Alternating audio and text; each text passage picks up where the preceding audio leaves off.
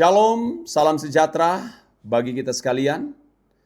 Senang sekali saya bisa berjumpa dengan saudara sekalian dan kita akan mulai program Paskal Pastoral Konseling Alkitab bersama saya Pendeta Michael Maramis. Kita akan segera mulaikan dan pertanyaan pertama datang dari seorang wanita usia 19 tahun. Saya kuliah di kampus dan jurusan yang bukan saya inginkan. Hal ini terjadi karena keterbatasan biaya yang dikeluarkan orang tua saya. Saya bersyukur bisa kuliah. Namun terkadang saya merasa iri hati dengan teman dan sepupu saya yang bisa kuliah di kampus impian mereka. Pertanyaan, bagaimana cara agar saya tidak insecure menjalani kehidupan yang bukan pilihan saya? Kamu berkata bersyukur bahwa kamu bisa kuliah. Tetapi kalau jujur sebenarnya kamu ini tidak bersyukur ya. Melainkan penuh dengan persungutan. Kamu seperti bangsa Israel yang digiring Tuhan ke tempat yang mereka tidak suka, itu padang gurun. Padahal maksud semua itu jika mereka menjalaninya dengan sukacita, padang gurun itu bisa menjadi padang hijau. Iya. Karena melalui padang gurun tersebut yang jika mereka jalani dengan setia, mereka bisa mencapai tanah perjanjian yang berlimpah susu dan madu. Ya. Jangan sampai seperti Lot. Ya, ketika gembala-gembala Abraham dan gembala-gembala Lot bertengkar hanya karena soal ladang penggembalaan mereka. Daripada Abraham dan keponakannya Lot bertengkar hanya karena gembala-gembala yang bertengkar masalah ladang penggembalaan, maka Abraham berkata kepada Lot keponakannya, daripada mereka bertengkar lebih baik kalau kamu ke utara, aku ke selatan, kamu ke timur, aku ke barat. Maka dilayangkanlah pandangan mata Lot ke lembah Yordan. Dia memilih lembah yang subur, lembah yang hijau tersebut. Dan Abraham yang sisa, yaitu padang gurun Israel. Gunung batu. Tidak ada kehidupan. Tetapi pada kenyataannya saudaraku, apa yang terjadi? Justru lembah Yordan yang dipilih oleh keponakan Lotnya sendiri itu, ternyata itu adalah lembah kejahatan. Ya. Ternyata saudara-saudara dia terjebak. Dia berpikir dengan memilih lembah Yordan yang penuh dengan kesuburan itu akan memberikan dia kesejahteraan dan kemakmuran. Ternyata membawa bencana di dalam satu keluarga mereka. Ya. Ternyata lembah itu adalah lembah tempat di mana orang-orang jahat yang tidak takut akan Allah. Istrinya sendiri pun saudara terikat dengan kehidupan masyarakat kota Sodom dan Gomora. Dan Anda lihat lembah Yordan itu akhirnya ditunggang balikan oleh Tuhan dengan menurunkan api belerang, membinasakan kota Sodom tersebut. Dan termasuk istri Lot sendiri pun menjadi tiang garam karena melanggar perintah malaikat supaya tidak menoleh ke belakang. Dia menoleh. Jadi jangan selalu berpikir bahwa entah itu kampus yang bagus, kampus impian itu selalu baik. Ya, saya tidak mengatakan kampus itu tidak baik ya. Tapi kalau Tuhan tidak menghendaki kamu, tidak mengizinkan kamu ada di tempat itu, tentu Tuhan dalam kepengetahuan Tuhan, ya saudara, Tuhan punya rencana dalam hidupmu. Jangan kamu menyesal ada di kampus yang kamu tidak harapkan. Justru itu bisa membawa berkat di dalam kehidupan kamu. Ya. Jangan Anda berpikir sudah kuliah di kampus yang termahal, terkemuka, lalu bisa berhasil. Nasib hidup kita itu sangat ditentukan juga oleh karakter. Ya. Percuma kalau kamu kuliah di kampus yang termahal, tapi karaktermu buruk. Ya. Belum tentu kamu bisa berhasil. Ya. Walaupun kampus yang kamu tidak sukai, tidak dilirik oleh banyak orang, kamu bisa dipakai Tuhan luar biasa di tempat itu. Ya. Anda bisa melihat ya, contoh-contoh di Alkitab misalnya. Yusuf juga pernah.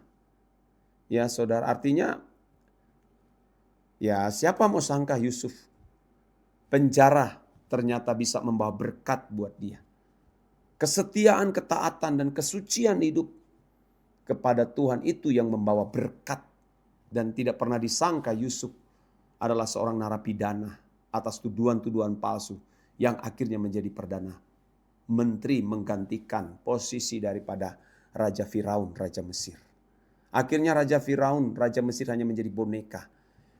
Yusuflah yang menyelenggarakan sistem pemerintahan Mesir pada waktu itu. Tidak pernah disangka. Jadi kamu ketika ada di kampus ini, kamu bersyukur ya. Jangan bersungut-sungut. Lakukan, jalani semua itu dan bersukacitalah. Yang kedua adalah kalau saya melihat kamu ini sombong ya. Jangan sombong. Jangan memikirkan hal-hal yang terlalu tinggi. Saya kasih ayat firman Tuhan buat kamu Roma 12 ayat 3. Berdasarkan kasih karunia yang dianugerahkan kepadaku, aku berkata kepada setiap orang di antara kamu, janganlah kamu memikirkan hal-hal yang lebih tinggi daripada yang patut kamu pikirkan. Tetapi hendaklah kamu berpikir begitu rupa sehingga kamu menguasai diri menurut ukuran iman yang dikaruniakan Allah kepada kamu masing-masing. Ya. Ini menjadi inspirasi buat kamu. Tetaplah di kampus itu jika Tuhan tidak mengendaki kamu pindah. Tekunlah, bersukacitalah, dan itu bisa Tuhan mengubahkan kamu. Di tempat itu kamu dididik, digarap. Ya. Dan kampus yang kamu tidak pernah harapkan bisa membawa kamu menjadi orang yang berhasil. Tergantung ya cara pandangmu, motivasimu. Ya, Tuhan memberkati kamu. Saya lanjutkan kepada pertanyaan yang kedua. Datang dari seorang pria usia 28 tahun. Tempat kerja saya penuh dengan politik kantor. Oh, politik kantor. Bukan politik kotor, tapi politik kantor. Dan budaya saling sikut. Kalau saya nggak ikut arus, saya disingkirkan. Pertanyaan, gimana caranya bertahan jadi terang di tempat kerja yang gelap? Tanpa kehilangan integritas dan semangat. Gimana caranya bertahan jadi terang di tempat kerja yang gelap tanpa kehilangan integritas dan semangat? Saya beritahu yang pertama adalah kamu harus tetap hidup suci. Apapun risikonya. Kamu harus hidup suci. Ya. Jangan terpengaruh. Ya, sekalipun kamu dibully, dipermalukan, tetap memilih aku mau hidup suci Tuhan. Ya. Yang kedua, kamu tingkatkan soft skill kamu. Ya. Buat mereka bisa membutuhkan kamu. Artinya kamu ya bisa menjadi orang penting. Tidak harus kamu memiliki kedudukan tinggi, jabatan. Tapi kamu dibutuhkan karena kamu memiliki soft skill. Ya, kembangkan itu. Kamu terus belajar, kamu pasti akan dicari, dibutuhkan. Ya. Tapi kalau kamu tidak punya soft skill, kamu bodoh, kamu tidak dibutuhkan. Tapi kalau kamu punya soft skill, mereka akan cari kamu. Ya. Nggak apa-apa mereka saat ini menghina kamu, memfitnah. Ya.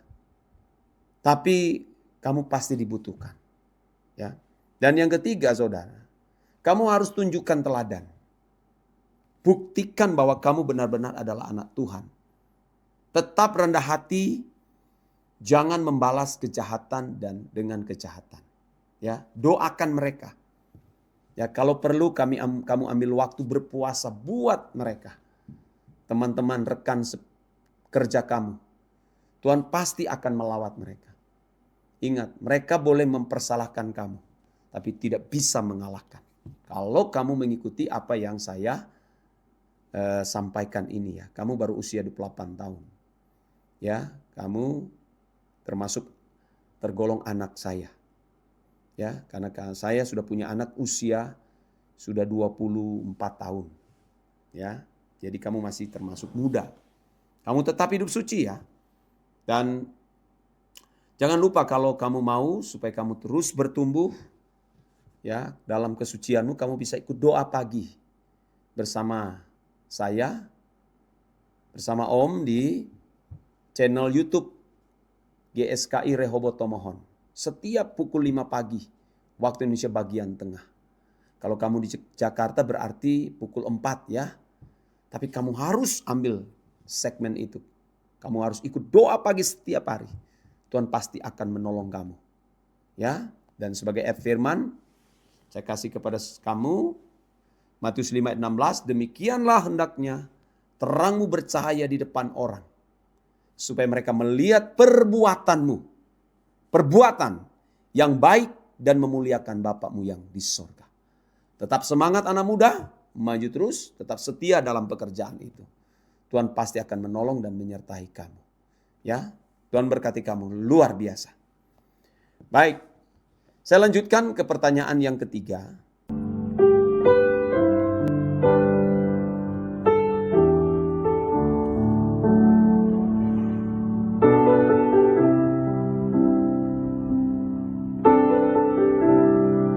Datang dari seorang wanita usia 22 tahun asal Malang.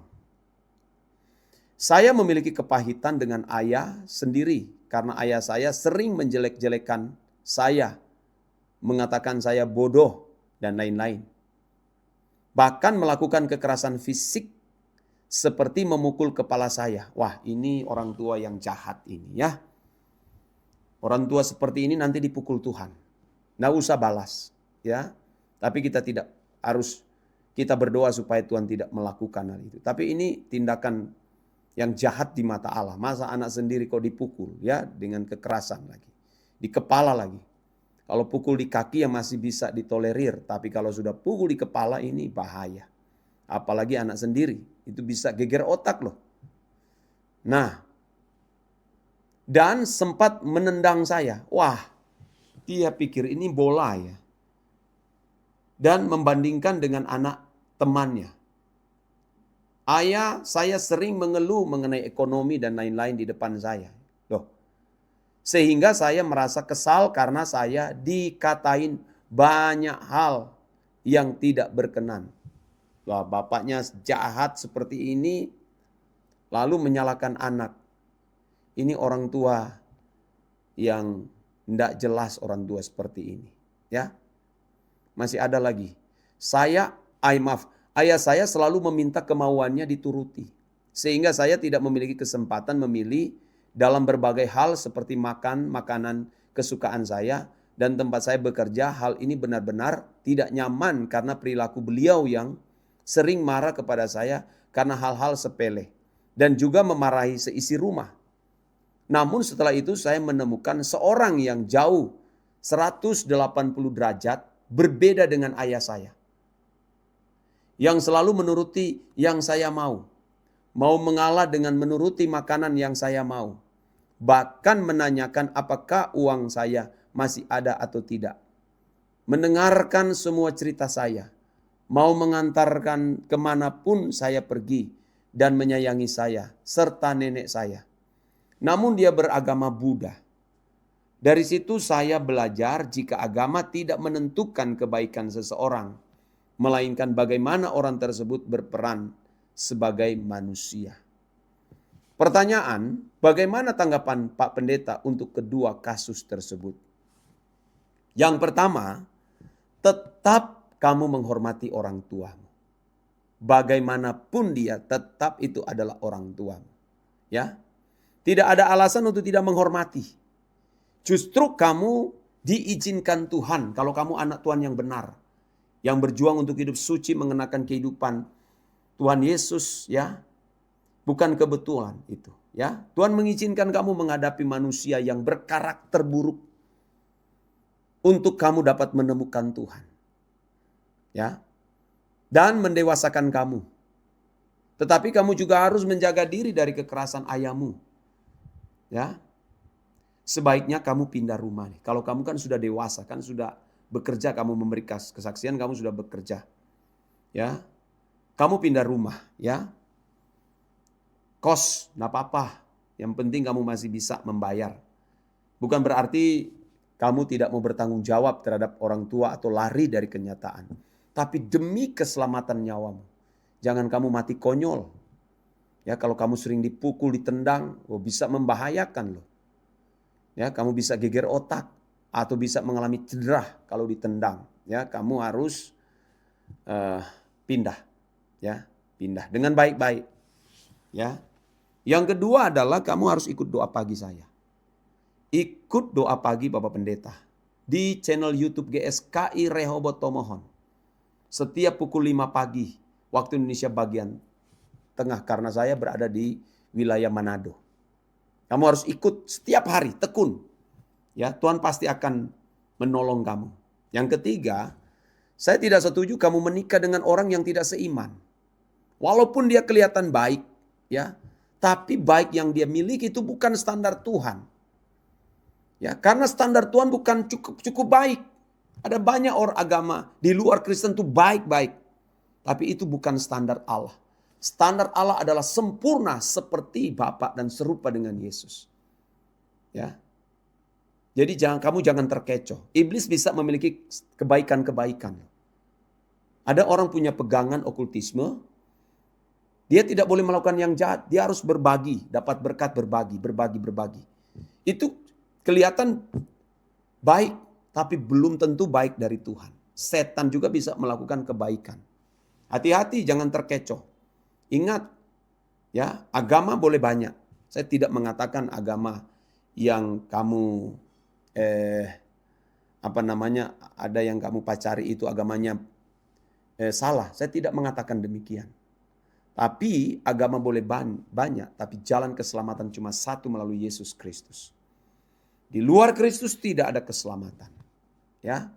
Jangan kamu tukar dengan semangkuk kacang merah. Ya, kamu akan menyesal selamanya. Ya. Tuhan pasti akan mempertemukan dengan kamu jodoh yang benar-benar sepadan. Ya, sepadan. Jangan sembarangan. Mumpung kamu masih baru, pacaran kenal dia, kamu harus menarik diri, berteman saja. Tapi kalau sudah melanjutkan ke hubungan pernikahan, wah jangan sampai kamu jatuh. Hati-hati kalau orang sudah menanam kebaikan kepada kamu, otomatis kamu sudah pasti akan melakukan hal-hal yang mestinya itu tidak kamu lakukan. Ya, karena kamu berhutang. Jangan pernah berhutang kepada siapapun. Ya, cukupkanlah dirimu dengan apa ada padamu, ya. Saya kasih firman Tuhan buat kamu, 2 Korintus 6 ayat 14. Janganlah kamu merupakan pasangan yang tidak seimbang. Ya, jangan merupakan pasangan yang tidak seimbang, artinya tidak seirama, tidak seiman dengan kamu. Jangan, ya, dengan orang-orang yang tidak percaya. Sebab persamaan apakah terdapat antara kebenaran dan kedurhakaan? Atau bagaimanakah terang dapat bersatu dengan gelap? Ada banyak orang-orang Kristen, ya, yang punya nurani yang baik. Ya, kamu belum temukan saja. Dan memang belum waktunya kamu mungkin pacaran. Kalau sudah waktunya, Tuhan pasti akan menyediakan jodoh. Tanpa kamu minta, Tuhan pasti akan mempertemukan dengan kamu. Ya, ini pesan dari saya untuk kamu, ya. Luar biasa kamu, orang wanita yang hebat, luar biasa. Tuhan memberkati kamu. Dan pertanyaan yang keempat datang dari seorang wanita usia 33 tahun. Saya suka bikin konten masakan dan mulai banyak yang follow. Tapi ada yang bilang itu buang-buang waktu. Suami juga kurang dukung. Pertanyaan, apakah hal kecil yang saya lakukan bisa jadi bagian dari panggilan Tuhan? Atau saya terlalu muluk berharap? Membuat konten untuk mempromosikan masakanmu tentu tidaklah salah. Tentu tidak salah. Tetapi yang menjadi masalahnya adalah kamu buat konten masakan untuk apa? Untuk apa? Kalau hanya supaya orang follow, ya itu tidak penting. Kalau kamu lakukan konten masakan itu untuk mendapatkan uang, wah tentu tidak salah. Tidak masalah. Kamu buat, lakukan itu. Kalau ada keuntungan atau kamu sedang berbisnis, berdagang dari masakan yang kamu kerjakan. Nah, apa-apa kamu iklankan melalui media sosial karena ini yang benar-benar sudah zamannya. Kita sendiri yang harus menjemput bola. Ya. Tapi kalau kamu buat konten itu hanya karena untuk mendapatkan pujian, wah, itu adalah motif yang salah. Ya, tentu saya juga harus memberikan apresiasi kepada suamimu kalau dia tidak menyetujui apa yang kamu lakukan. Tapi kalau yang kamu lakukan untuk kebaikan, karena itu adalah pekerjaan kamu mendapatkan nafkah, ya suamimu salah. Ya, ini sudah zamannya, tidak boleh. Ya, tetapi kamu juga harus berhikmat membagi waktu. Jangan kamu keasikan scroll-scroll. Alasan iklan makanan, tapi ternyata kamu scroll-scroll yang lain. Sehingga waktu bersama dengan keluarga, waktu berkomunikasi dengan suami tidak ada. Ya, oke. Karena Anda harus tahu bahwa hari-hari ini adalah jahat. Saya kasih firman Tuhan kepada kamu.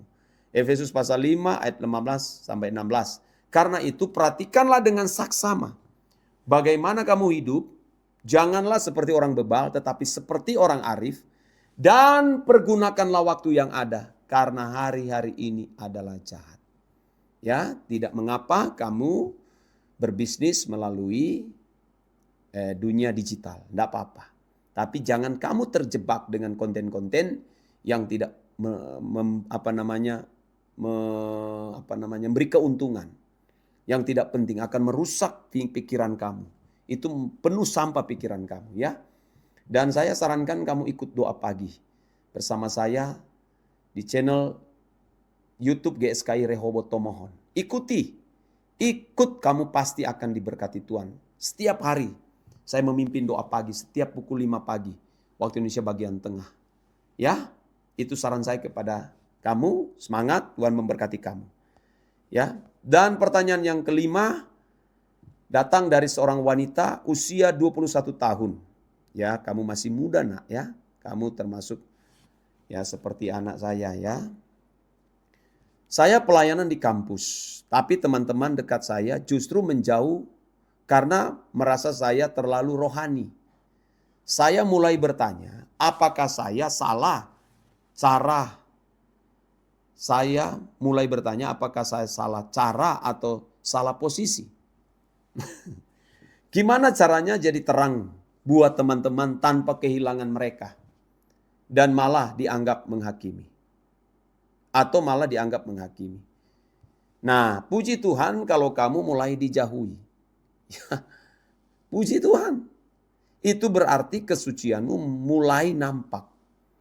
Tapi kalau kamu dijauhi karena kelakuanmu buruk, wah, tentu Tuhan tidak bisa membela.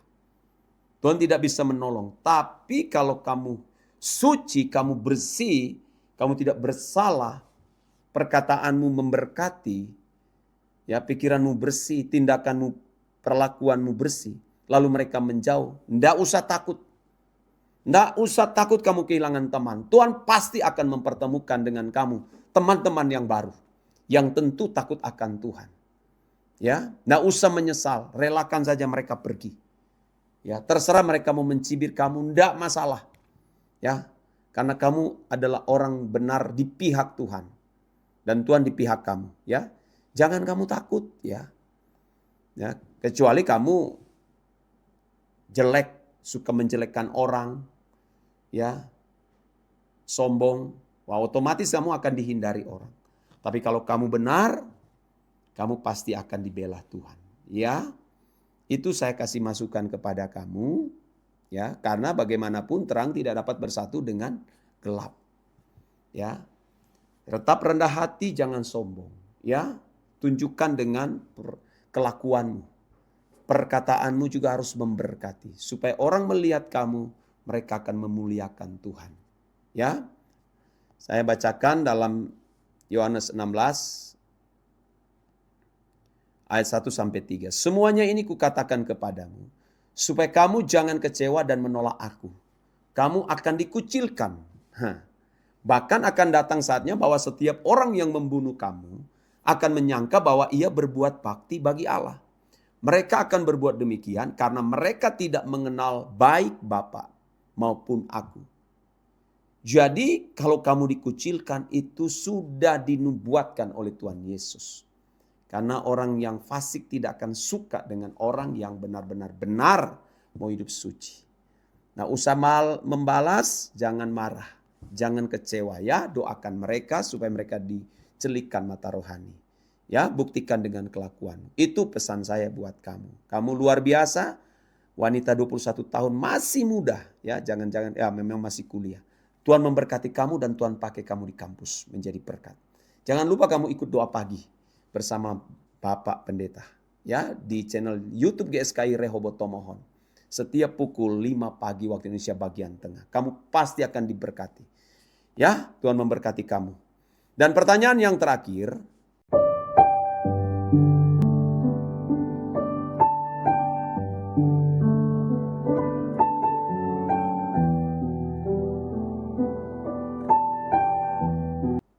datang dari seorang pria usia 42 tahun.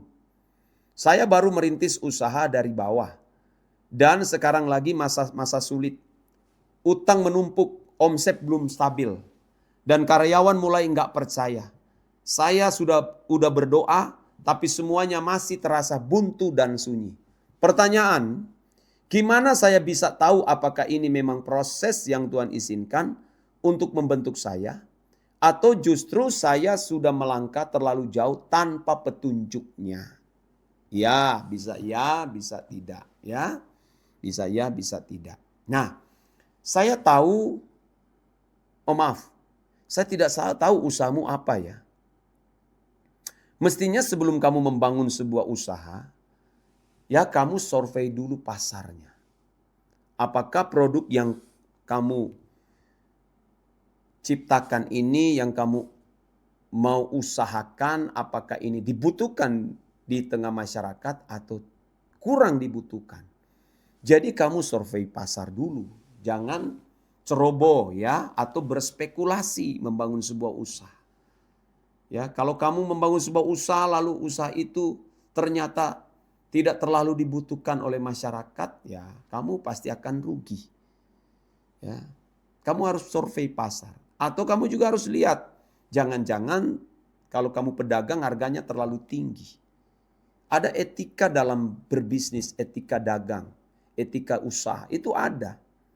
Ya, jangan berspekulasi. Kamu harus cari tahu kenapa bisnisku tidak laris, tidak lancar. Ya. Atau jangan-jangan karyawanmu tidak ramah. Tidak mau bekerja keras asal-asalan, juga banyak penyebabnya. Tidak ada senyum ketika bertemu dengan konsumen. Wajahnya kayak kuda. Cemberut. Mau ngambil barang dengan paksa. Wah, nah akan mungkin diberkati. Orang akan menjauh. Jadi tapi kalau kita benar-benar anak Tuhan, dalam berdagang kita murah senyum. Ya, Anda akan daganganmu akan dicari orang. Ya, wah saya senang belanja sama ibu ini, sama bapak ini. Ya, waktu saya datang belanja, kebetulan saya banyak masalah. Lalu dia memberikan aku kekuatan. Ya, bisa mengkonseling. Itu luar biasa, dia akan balik beli barang-barang kamu. Ya, ada etika-etikanya. Atau memang juga ada bisnis yang tidak maju-maju karena ada persaingan. Ya, saya pernah mendoakan satu rumah makan besar di Bogor itu ya, Bogor waktu itu ya. Saya doakan. Itu rumah makan Muslim. Ya, rumah makan Muslim, saudara. Ternyata saudara di atas pintu masuk itu penuh dengan sesajen. Sesajen, ya praktek okultisme. Dan waktu saya mau doakan, saya berkata turunkan dulu semua ini. Karena sering datang lalat banyak kecoa datang katanya. Ya, membanjiri tempat di mana mereka membuka usaha. Ya, biasa ramai sekali, omsetnya bisa hampir 10 juta per hari. Tiba-tiba menurun, mau cari 1 juta saja sulit. Saudara, akhir saya doakan. Dan Tuhan pulihkan. Ya, itu agama lain. Ya, tapi saya tidak memandang agama manapun. Kalau diundang berdoa untuk buat pelepasan kuasa kegelapan, mendoakan, saya kerjakan. Karena itu adalah bagian saya. Ya, kenapa doamu tidak dijawab? Karena kamu salah berdoa. Yang kamu doakan itu supaya bisnismu lancar. Nggak perlu berdoa begitu. Bisnismu itu milik Tuhan. Ya, doa itu harus dipandang secara benar, secara Alkitab. Doa itu adalah dialog interaksi kita dengan Tuhan. Ya, kalau bisnismu benar, hidupmu benar, kamu akan diberkati Tuhan. Ini saran saya. Dan kamu ikuti doa pagi saya setiap hari. Pukul 5 pagi waktu Indonesia bagian tengah di channel di channel YouTube GSKI Rehoboth Tomohon. Ya, maka berakhir sudah ya program Pastoral Counseling Alkitab hari ini, dan sampai jumpa di episode yang akan datang. Tuhan Yesus memberkati. Sola Gracia.